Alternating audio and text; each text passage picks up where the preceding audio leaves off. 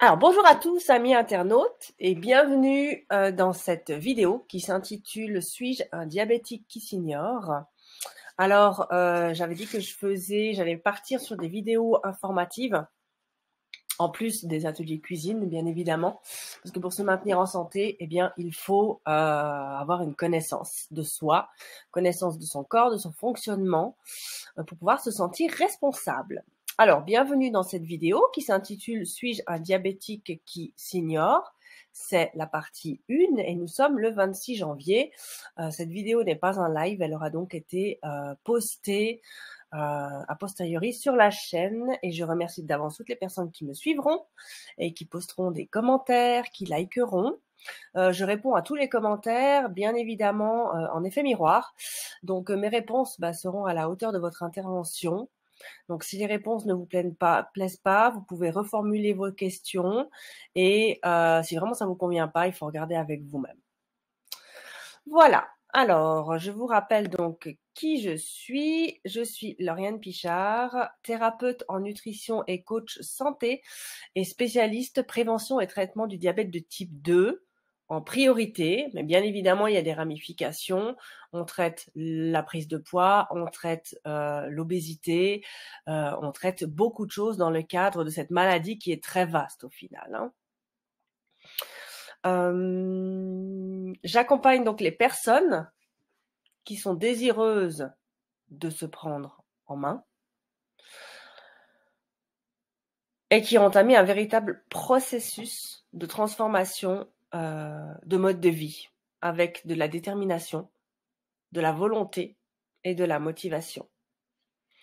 Je m'adresse bien évidemment à des personnes sérieuses qui se sentent concernées par le sujet de la santé, qu'elles soient diabétiques ou pas. Et si tel est votre cas, vous êtes absolument les bienvenus sur cette chaîne. Nous allons certainement nous enrichir mutuellement grâce à vos commentaires et grâce peut-être à mes réponses et les informations et le savoir que je vais vous apprendre, que je vais vous apporter. Donc voilà, on peut lancer le jingle, c'est parti et rentrer dans le vif du sujet. Suis-je un diabétique qui s'ignore ?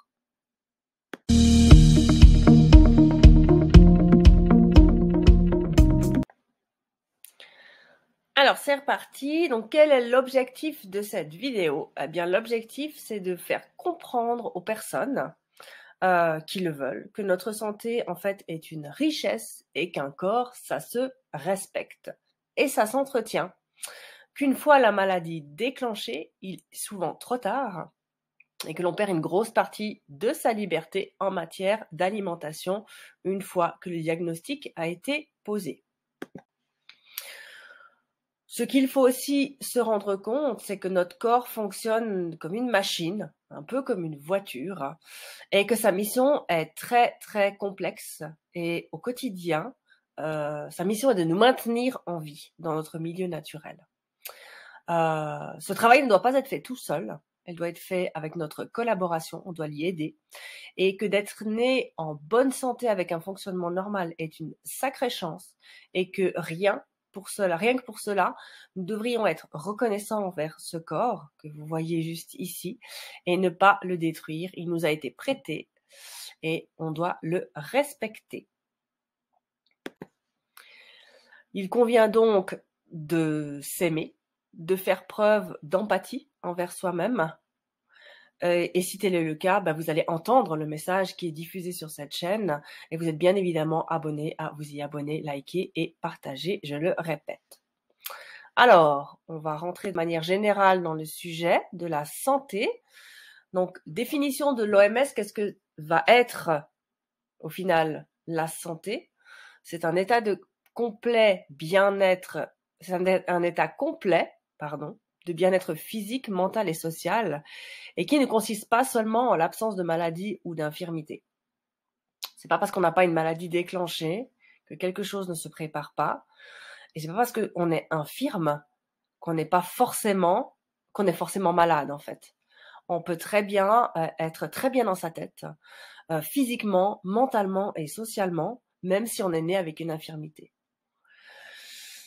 Donc voilà, c'est une personne c'est une période assez particulière, hein, qu'on vit actuellement, finalement, qui a relevé un point assez important, c'est que notre société, enfin, selon mon point de vue, cherche à détruire par tous les moyens des virus qui ont toujours existé, dans leur nature même, hein, et font partie du bon fonctionnement du monde. Et il ne faut pas, à mon sens, lutter pour les détruire, parce qu'ils seront toujours là, en fait. On ne sera jamais aussi fort que la nature. Par contre, il faut se renforcer pour y résister. Et un organisme affaibli par une mauvaise hygiène de vie n'est plus capable de se défendre contre les agresseurs extérieurs. Et si les troupes de défense du système immunitaire ne sont pas préparées, si elles ne sont pas préparées sur le long terme, en fait, si elles ne sont pas entraînées, si elles ne sont pas nourries, comment est-il possible de résister? Si vous n'avez pas de force, comment vous pouvez vous battre? C'est une question que je vous pose. Et tout cela, c'est pas seulement lié au physique, mais c'est lié avec le corps et l'esprit, ainsi qu'avec le cœur. Donc, corps, cœur, esprit nous donne un esprit sain dans un corps sain. Donc, pour le plan de la vidéo, je rappelle le titre, suis-je un diabétique qui s'ignore? Alors la première question, ce serait, est-ce que l'on peut ignorer sa maladie? À quels symptômes dois-je être attentif? Et on va faire un petit récap sur ce qu'est le diabète. Alors, on y va. Peut-on ignorer sa maladie? Eh bien oui, figurez-vous qu'il existe différentes façons d'ignorer un état de santé et plusieurs raisons également. Premièrement, de par la caractéristique même de la maladie. Le diabète, comme les maladies du foie, par exemple, sont des maladies silencieuses. Elles mettent des années, elles couvent en fait, comme un feu des braises en fait. Et elles mettent des années à sortir et à se manifester. Mais une fois qu'elles sont sorties, c'est trop tard. Donc le diabète peut se développer dans l'ombre et les personnes qui en souffrent peuvent en effet ne rien manifester pendant des années. La maladie est d'ailleurs souvent diagnostiquée par hasard lors d'un dépistage, lors d'une prise de sang, au cours d'une visite de la médecine du travail ou lors de survenue de la complication, ce qui est malheureusement déjà un petit peu tardif. Voici pour le caractère de la maladie en elle-même, et puis notre physiologie, notre fonctionnement. Notre corps est super résistant. Ça, il faut vraiment se mettre dans la tête et il s'adapte à tout, à quasi tout, afin de vous maintenir en vie. C'est sa mission principale. Mais au bout d'un moment, vous lui en demandez trop, il ne peut plus résister, il ne peut plus corriger le tir, et donc là, il lâche prise en fait, et c'est la maladie qui se déclenche, tout simplement. Voilà pourquoi ça serait bien de faire preuve de bienveillance et adopter un comportement conscient envers nous-mêmes. Alors voilà justement la deuxième raison de notre comportement. Donc vous le voyez ici, notre comportement. Pas de dépistage régulier quand on ne va jamais chez le médecin, et il y a des mécanismes psychologiques qui font aussi que l'on ignore la maladie. Donc on va en parler. Aucun dépistage régulier. Eh bien souvent, on préfère attendre que la maladie se déclenche pour s'en occuper. Parce qu'on dit que ça sert à rien de s'inquiéter. Et parce que c'est rassurant de se dire que tout ira bien, en effet. Mais en ce qui concerne le diabète, c'est pas forcément la meilleure des idées. Si vous avez un terrain à risque et que vous présentez plusieurs facteurs de risque, c'est vraiment important de se faire dépister régulièrement. Mais même sans cela, en fait, une fois par an, une prise de sang n'est pas trop, juste pour contrôler son taux, en fait. Parce que ce qu'il faut savoir, c'est qu'une petite prise de poids de 3 ou 4 kilos peut nous exposer à 1 ou 2 facteurs de risque déclencheurs. Et la période de pandémie, je crois qu'elle n'a pas aidé à conserver son poids de forme. En tout cas, chez nous, pour un tiers des Suisses, non. Il y a en moyenne une prise de 6 kilos. Donc, c'est énorme et ça peut vous faire courir un risque de diabète. Ne jamais aller chez le médecin aussi, c'est pas forcément une bonne idée. C'est clair qu'il y a des extrêmes, hein, entre y aller tout le temps pour un petit bobo, ce que l'on voit très régulièrement en ce moment, on y va pour rien en fait, et ne jamais y aller, il y a quand même une sacrée marge. Alors si vous avez des doutes, si vous avez pris du poids ou si vous avez des symptômes répétés comme ceux que nous allons évoquer après, prenez un rendez-vous. Ça ne sert à rien de faire l'autruche ou ça ne sert à rien de porter des œillères comme le petit bonhomme que vous voyez ici pour se prendre un mur après. On ne voit pas l'intérêt. Il y a aussi des mécanismes psychologiques. Donc ça, c'est un petit peu plus compliqué. Donc là, on va passer à la slide suivante. Le déni ou, bon, ça c'est un terme assez compliqué, agnosognosie. Agnosognosie. J'ai toujours de la peine à le dire. C'est deux mécanismes psychologiques qu'il faut peut-être mettre en conscience parce que ce sont des mécanismes inconscients. Donc dès qu'on les met en conscience, on arrive plus à les repérer. Le déni, c'est une attitude individuelle et inconsciente et c'est un mécanisme de protection qui consiste en fait à refuser une partie de la réalité qui sera jugée comme inacceptable pour vous-même, par exemple. Donc vous ne voulez pas voir que vous avez pris du poids. Vous ne voulez pas voir que vous n'allez pas bien. Le problème, c'est que lui, le corps, il va continuer son évolution de la maladie. Et vous, en fait, vous avez déconnecté le corps, le cœur et l'esprit.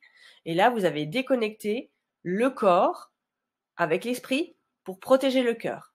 Mais c'est pas forcément une bonne idée. C'est une stratégie de défense pour se protéger du monde, mais qui peut vous mettre en danger en fait, donc qui peut se retourner contre vous.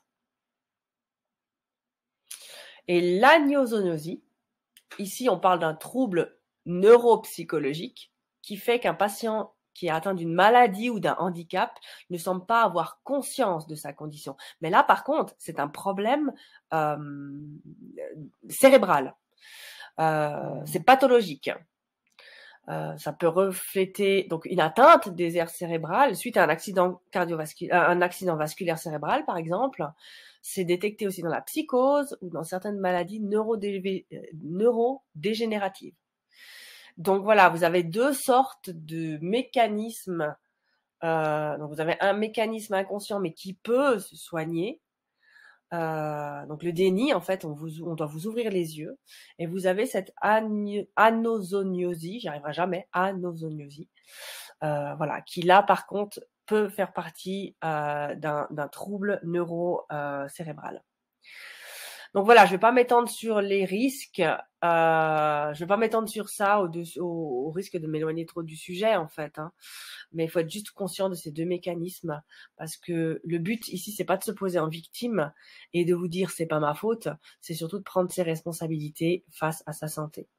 Et vous savez que sur cette chaîne, on ne pratique pas le discours Calimero, le c'est pas ma faute ou c'est pas juste, qui consiste à se plaindre de sa condition, mais on cherche à trouver des solutions. Donc, à quels symptômes il faut être attentif de manière générale, moi, je vais quand même vous informer que 700 000 Français sont diabétiques et ne le savent pas au niveau européen. Donc, ça fait beaucoup. Et que 36% de la population est diabétique et senior. Donc, c'est quand même très important comme chiffre et vous en faites peut-être partie. Donc, quels sont les symptômes auxquels je dois être attentif? Alors, on va les voir un par un. Mais attention, ils ne se manifestent pas forcément tout au même moment et il faut distinguer deux types de symptômes. Les symptômes évolutifs et les symptômes de complications. Alors, prenons d'abord les symptômes évolutifs. Alors, vous avez en premier majoration de la soif. Donc, vous allez le voir ici. On va sortir la slide. Voilà. Majoration de la soif. Donc, vous avez tout le temps soif. C'est un peu cette impression, vous savez, quand on a bu beaucoup d'alcool et qu'on a une soif énorme après. En fait, vous l'avez tout le temps. Donc, majoration de l'envie d'aller uriner, évidemment, qui est liée à l'envie de boire plus. Appétit excessif ici, mais qui paradoxalement s'accompagne d'une perte de poids parce que vous n'assimilez plus le glucose, vous n'assimilez plus le sucre, on verra de nouveau ce que c'est après, mais vous n'assimilez plus le sucre. Donc en fait, vous n'avez plus d'énergie et donc vous allez perdre du poids. Il peut y aussi avoir une prise de poids. Ensuite, il y a une fatigue permanente, forcément. Vous n'avez plus d'énergie, elle reste dans le sang. Vous avez des étourdissements.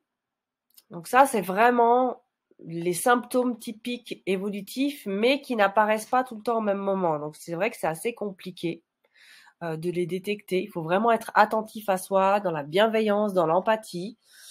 Voilà, il faut s'écouter, quoi. C'est pas de l'égoïsme de s'écouter, bien au contraire, parce que si vous êtes malade, ça va faire de la peine à tout le monde. Donc voilà, c'est pas du tout de l'égoïsme. Et ensuite, vous avez les symptômes de complications. Donc là, vous avez une cicatrisation qui est très lente. C'est dû au fait que votre système immunitaire est plus lent à réagir. L'hyperglycémie, donc quand on a trop de sucre dans le sang, impacte le fonctionnement des cellules impliquées dans la cicatrisation. Donc vous cicatrisez moins bien qu'une personne qui n'est pas diabétique.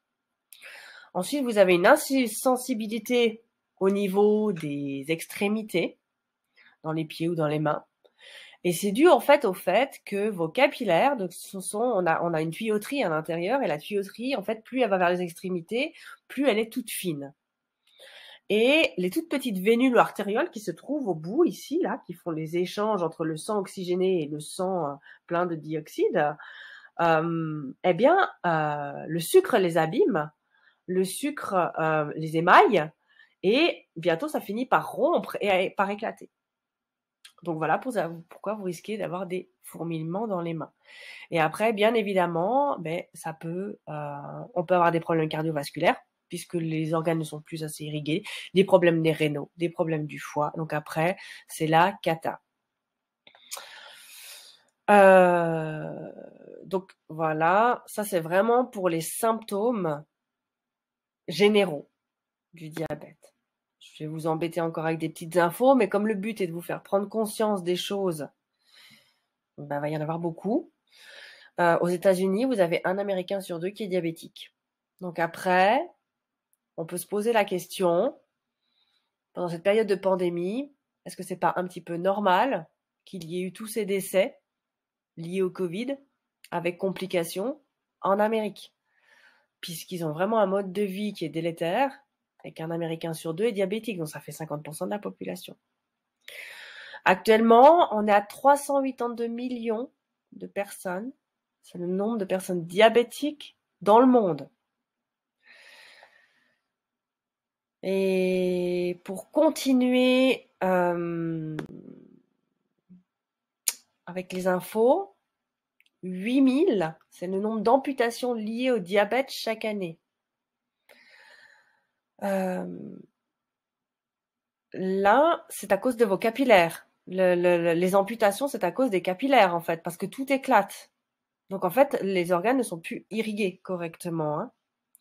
Ça peut aussi arriver dans vos yeux. La rupture des vaisseaux capillaires et de l'éclatement, ça peut arriver dans vos yeux, où les capillaires sont très fins. Donc, en général, le diabète, c'est bout du membre, les bouts des membres et les yeux. Voilà. Alors, et malheureusement, eh bien, les prévisions ne sont pas très bonnes parce que d'ici à 2030, on prévoit 643 millions de patients qui seront diabétiques, donc ça fait 2 fois plus. Et d'ici à 2045, on sera à 784 millions de personnes malades. Donc voilà, la question c'est, est-ce que vous voulez en faire partie? C'est une question importante qui va déterminer la suite de votre comportement envers vous-même. Et si vous n'êtes pas encore diabétique, vous pouvez déjà agir pour réduire les risques.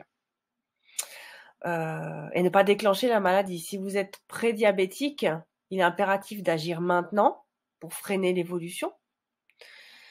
Et rappelez-vous que les médicaments utilisés à long terme, parce que vous pouvez très bien dire, ouais, mais finalement, moi, si je suis diabétique, on me soignera, hein, c'est pas un souci. Eh bien, rappelez-vous que les médicaments utilisés à long terme vont abîmer vos foies et vos reins. Donc finalement, vous allez faire baisser le diabète, baisser le sucre, mais vos foies et vos reins vont prendre. Donc au final, le résultat sera le même. Donc une bonne hygiène de vie n'aura aucun impact et aucun effet secondaire sur votre vie, tout simplement. Alors comme cette chaîne est consacrée à la prévention du diabète et au traitement du diabète, on va faire un petit rappel de ce qu'est le diabète pour terminer la vidéo. On va les aborder point par point. Alors, le diabète, on va l'aborder dans la chaîne, au sein de la chaîne, dans les moindres détails. Mais là, on va juste faire un bref rappel. Pourquoi on va aborder cette maladie? Parce que si vous voulez lutter efficacement, à mon sens, il faut connaître son ennemi. Il faut presque s'en faire un ami, en fait, pour connaître sa stratégie.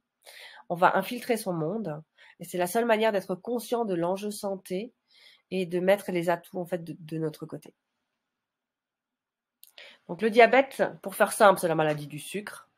C'est une maladie chronique, donc, qui, selon l'OMS, c'est une maladie évolutive et qui dure longtemps.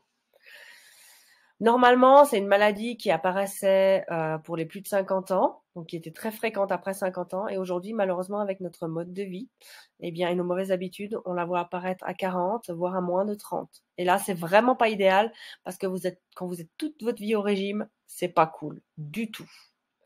Vous devez tout le temps être sous contrôle. Donc, nous sommes dans une période où le mot liberté revient beaucoup. Je ne vois pas comment on peut se sentir en liberté dans un corps malade. Donc ça, je pense que c'est bien d'y réfléchir. Et au niveau de notre fonctionnement physiologique, notre corps est composé de milliards de cellules qui doivent recevoir du sucre, du glucose via notre alimentation pour pouvoir produire de l'énergie et pour que on puisse faire avancer cette magnifique machine que nous avons. Les molécules donc de glucose, les aliments vont être découpés dans l'organisme et vont ensuite circuler en toutes petites molécules dans le sang. Et donc, ces molécules de glucose vont devoir rentrer dans vos cellules. Et ces cellules ont des récepteurs qui communiquent avec une hormone. Le glucose ne va pas rentrer tout seul dans les cellules. C'est l'hormone régulatrice, donc l'insuline, qui va l'aider. Et quand elle va l'emmener aux cellules, en fait, ça va être comme une douane. Il va y avoir un récepteur pour permettre le passage du sucre. Cette hormone, elle est produite par le pancréas, que vous voyez ici en haut à droite. C'est le petit bout jaune, là, le petit élément jaune, qui se situe donc juste sous le foie. Et dans le diabète, donc après, il va s'agir soit d'un dysfonctionnement initial, dans le cas du diabète de type 1. Donc là, ça va carrément être ici le pancréas qui va pas fonctionner et qui va pas produire l'insuline. Vous allez consommer donc trop de sucre.